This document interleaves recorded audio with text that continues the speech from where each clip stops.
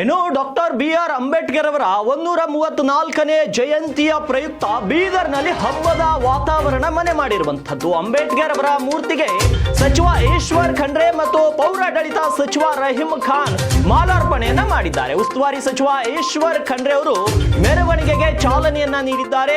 134 kg ತೂಕದ cake ಅನ್ನ ಕತ್ತರಿಸಿ ಸಚಿವ ಈಶ್ವರ್ ಖಂಡ್ರೆ ಸಂಭ್ರಮಿಸಿದ್ದಾರೆ. ಅದೇ ರೀತಿ ಹಲ್ಗೆ ನಾದಕ್ಕೆ ಭರ್ಜರಿ ಸ್ಟೆಪ್ ಹಾಕಿದ್ದಾರೆ.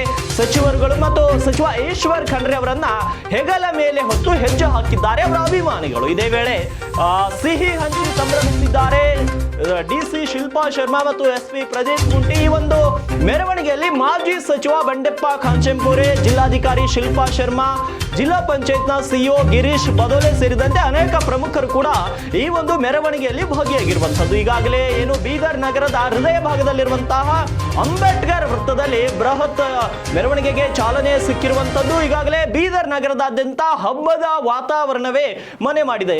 ಏನು ಅಂಬೇಡ್ಕರ್ ಅವರ ಅಭಿಮಾನಿಗಳು, ಭಕ್ತರು ಮತ್ತು ಅವರನ್ನ ಪೂಜಿಸುವಂತಹ ಪ್ರತಿಯೊಬ್ಬರು ಇವತ್ತು ಹಬ್ಬದ ರೀತಿಯ ವಾತಾವರಣ ಬೀದರ್ ನಗರದಲ್ಲಿ ಕಂಡು ಬಂದಿರುವಂತದ್ದು. ಈಗಾಗಲೇ ಮೆರವಣಿಗೆಗಳಲ್ಲಿ ನಾನಾ ಮುಖಂಡರು, ವಿವಿಧ ಪಕ್ಷದ ಮುಖಂಡರುಗಳು ಕೂಡ ಭಾಗಿಯಾಗಿದ್ದಾರೆ.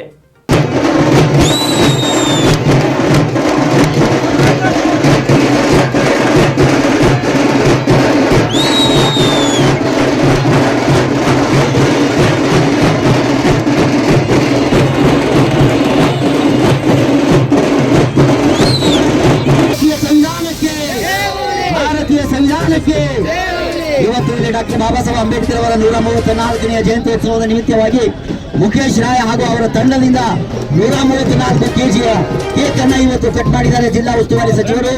ಅದೇ ರೀತಿಯಾಗಿ ಪೌರಾಡಳಿತ ಸಚಿವರು ಮತ್ತು ಮಾಜಿ ಮಂತ್ರಿಗಳಾಗಿರ್ತಕ್ಕಂತಹ ಬಂಡೆಪ್ಪ ಖಾಚೆಂಪುರ ಅವರು, ಸಂಜಯ್ ಜಾಗೀರ್ದಾರ್ ಅವರು ಇದ್ದಾರೆ, ಅನಿಲ್ ಕುಮಾರ್ ಬೆಲ್ದಾರ್